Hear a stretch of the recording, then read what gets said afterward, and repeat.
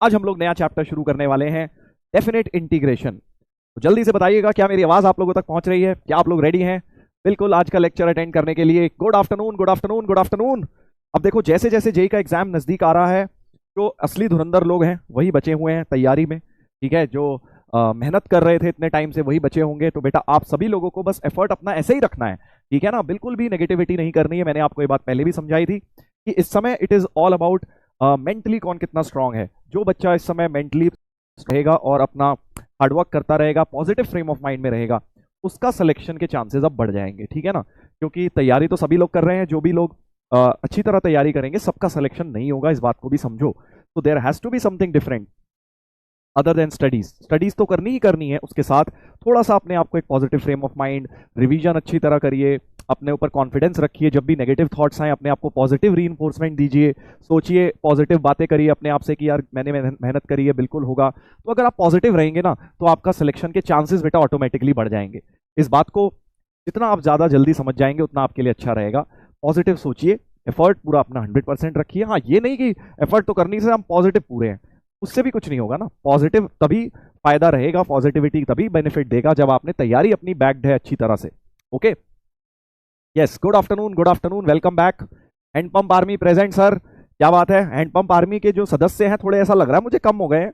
हाँ, लगता है असली में हैंडपंप भी उखाड़ने चले गए हैं। बताइए बताइए, हैंडपंप आर्मी वालों कहाँ हो? सर धुरंधर मूवी देखे हैं आप? धुरंधर कोई मूवी आई है धुरंधर? अब मैं तो ऐसे ही बोल दिया था यार, वर्ड। धुरंधर तो तुम हो, मूवी की क्या जरूरत है?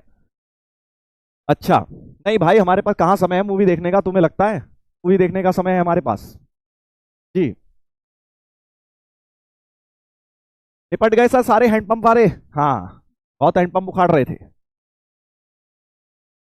We all are here sir, चलिए बहुत अच्छी बात है। जो जो हैंडपंप आर्मी वाले प्रेजेंट हैं, अच्छी बात है। अभी तक आप अपना एंथू आप लोगों ने सनी देओल वाला हाई रखा हुआ है।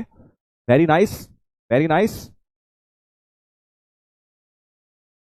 क्या बात है, क्या बात है, very nice, very nice.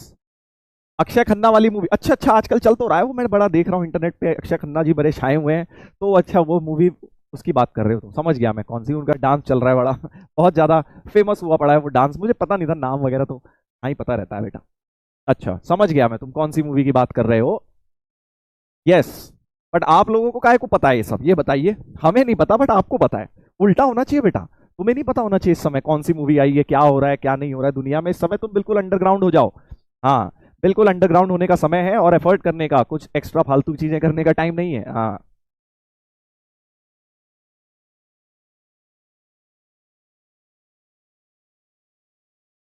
Yes. एक कह रहा सर आप भी करके दिखाओ वाला डांस, अच्छा अच्छा। तो यही चाहता है बेटा, पूरा एंटरटेनमेंट होता रहे। हाँ चलो बेटा, तो स्टार्ट करेंगे। आज नया चैप्टर है, डिफरेंशियल कैलकुलस अपनी खत्म हो गई है कल। उसके कुछ होमवर्क के पीवाईक्यूज जो थे वो भी डिस्कस कर लेंगे क्लास के एंड में। एडवांस के भी मैंने 2025, तो ये सोच रहे हैं कि सर एक महीने में मैं क्या बेस्ट कर सकता हूँ, है ना। ऐसे भी बच्चे होंगे लास्ट एक महीने में सर हम बहुत अच्छा पहले नहीं कर पाए, 11th को फोकस नहीं कर पाए, बैकलॉग बन गया, जो भी है। बट अब क्या कर सकते हैं? तो अगर आपके माइंड में ये क्वेश्चन है, तो अब आप एक महीने में अगले जो 5 चैप्टर्स हम करने वाले हैं, they are very very high weightage.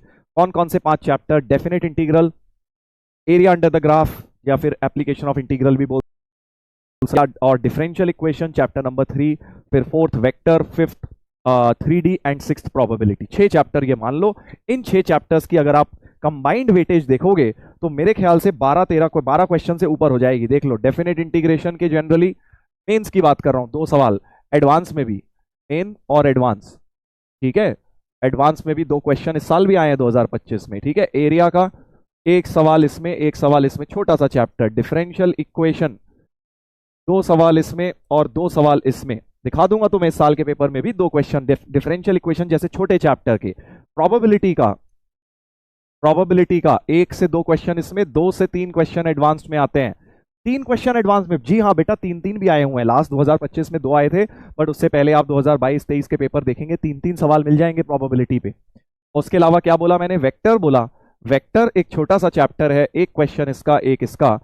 या वेक्टर एंड 3D भी बोल दो, चलो 3D में भी एक क्वेश्चन इसमें, एक से दो क्वेश्चन इसमें भी आ जाते हैं। इन दोनों का मिला के आप ये समझ लो 2 से 3 क्वेश्चन इसमें होंगे और इसमें भी 2 से 3 क्वेश्चंस होंगे बेटा।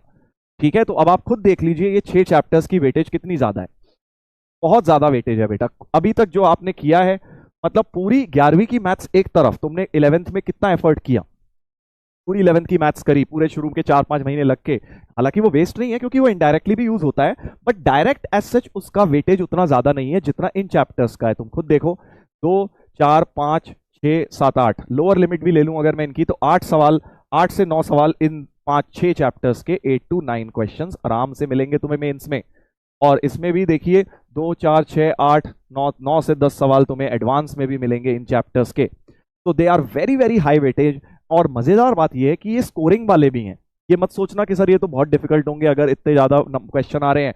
अभी तुम खुद देख लेना, एडवांस के तुम्हें क्वेश्चन कराऊंगा, इतने आसान डेफिनेट इंटीग्रल के मेंस लेवल के ही आ रहे हैं आजकल एडवांस्ड में, दिखा दूंगा तुम्हें, राइट।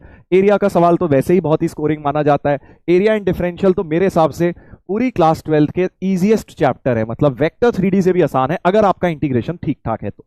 हाँ, इंटीग्रेशन ही अगर मामला गोल है फिर तो बेटा ये कहां से तुम्हें आसान लगेगा। तो दीज आर मेरे हिसाब से जो मुझे लगते थे, मुझे तो 12th के इजीएस्ट टॉपिक लगते थे क्योंकि इनके फ्री के नंबर होते हैं, वो लीनियर होमोजीनियस आदत सीधी सीधी आ जाती है, और एरिया में ग्राफ बनाओ, एरिया निकालो, इंटीग्रेट करो, सीधा सीधा क्वेश्चन बोर्ड जैसा बोर्ड में बनता है वैसा ही जेई में बन जाता है इसमें। तो these are very very scoring. Vector 3D again very very scoring. Definite integral अगर किस्मत खराब रही तो ही डिफिकल्ट आएगा, नहीं तो इजी टू मीडियम हुआ तुम बड़े आराम से निपटा दोगे इसका भी मेंस और एडवांस्ड में। हाँ, प्रोबेबिलिटी में 2 से 3 जो सवाल आते हैं मिक्स कैटेगरी के आते हैं, एक बहुत आसान, एक मीडियम और एक बहुत हाई फाई। जब 3 सवाल आते हैं प्रोबेबिलिटी के तो ऐसा ही पैटर्न देखा गया एडवांस्ड में, 2 आते हैं तो एक इजी एक मीडियम आ जाता है, दिखा दूंगा इसके भी तुम्हें। So these are very very high weightage chapters and high scoring chapters also. ठीक है, तो इसलिए जो भी बच्चे ये सोच रहे हैं अब 1 महीने में क्या करना चाहिए अदर देन रिवीजन, इनको छोड़ने की बिल्कुल भी गलती मत कर देना। कहीं आप ये सोचो सर अब तो मैं बस रिवीजन ही करूंगा, तो इसके बाद जो बचेंगे चैप्टर जैसे स्टैटिस्टिक्स वगैरह कॉम्प्लेक्स, उसमें मैं फिर भी तुम्हें बोल रहा हूं चलो कोई बात नहीं, अगर समय नहीं हो तो रिवीजन को पहले प्रायोरिटी देना। बट यहां तक बेटा आपको रिवीजन के साथ साथ इन नए चैप्टर्स को भी प्रायोरिटी देनी है। ठीक है, बहुत क्लियर लैंग्वेज में बोल रहा हूं, मुझे पता है आप लोग ड्रॉपर लोग हैं, आपको लगता है सर हमें बेटर पता है, हम ये करेंगे, हम वो करेंगे। आपको ऐसा लगता है कि आपको ज्यादा पता है क्योंकि बेटा हम लोग आपके जो आप कर रहे हैं वो बहुत बार करवा चुके हैं। तो ये गलती मत करना, अगर आप ये गलती करेंगे कि इन 6 चैप्टर्स को छोड़ के में से कोई भी एक छोड़ के सर मैं रिवीजन पे फोकस कर लेता हूं, प्लीज नोट, मैं इसका मतलब ये नहीं कह रहा हूं रिवीजन नहीं करना है, रिवीजन और इसमें बैलेंस बनाइए। इसके बाद फिर भी मैं आपको बोलूंगा कि चलो जो बचा है आप वो चाहे अप्रैल वाले मेन से पहले कर लेना, बट एटलीस्ट इतना तो करो ही करो। सारा कर लो बहुत अच्छी बात है, बट अगर आपको लगता है नहीं सर मैं तो कर ही नहीं पा रहा हूं आगे मैनेज, तो इतना तो करना ही करना है, ये समझ के चलो, because they are very very high scoring and high weightage chapters हैं। ठीक है, मतलब पिछला करा हुआ सारा वेस्ट हो जाएगा अगर आपने इन्हें छोड़ दिया तो, ये समझ लो। ठीक है, तो एक बार जल्दी से प्रॉमिस कर दें सब लोग कि सर हम दोबारा से एफर्ट 100% देंगे, और अगले 1 महीने का खेल बचा है बेटा, 1 महीने से भी जल्दी ये सब निपट जाएगा, सारे चैप्टर्स तुम्हारे 1 महीने के अंदर आराम से निपट जाएंगे। ठीक है, तो जल्दी से अब आप मुझे प्रॉमिस कर दीजिए सर हम इनमें से कोई चैप्टर नहीं छोड़ेंगे, अपना 100% देंगे, because they are the most important chapters for JEE preparation.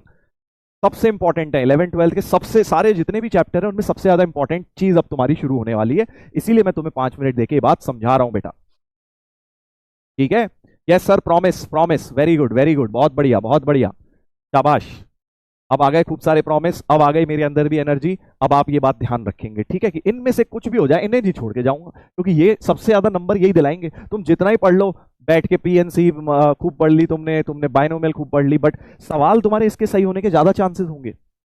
हालांकि उसमें भी इजी आ जाता है, देखो मैं तुम्हें सिंपल फंडा बता चुका हूं, इजी टू मीडियम वालों को अटैक करना है, वो जिस मर्जी चैप्टर के आ जाएं, इसलिए हमें मेजॉरिटी ऑफ द चैप्टर्स करके जाने हैं, हमें 50% चैप्टर्स छोड़ के नहीं जाने हैं, या 30% छोड़ के नहीं जाने हैं, क्योंकि अगर उसके इजी टू मीडियम आ गए तो हम तो पहले ही पीछे हो गए बेटा, राइट। चलिए great, promise sir, good very good. चलिए तो स्टार्ट करेंगे। तो आज के लेक्चर में बिल्कुल कुछ नहीं नया होने वाला, पहले ही बता रहा हूं, सिर्फ और सिर्फ सवाल होंगे इनडेफिनेट के ऊपर बेस्ड। डेफिनेट इंटीग्रेशन हम करेंगे, डेफिनेट इंटीग्रल यूजिंग सब्स्टिट्यूशन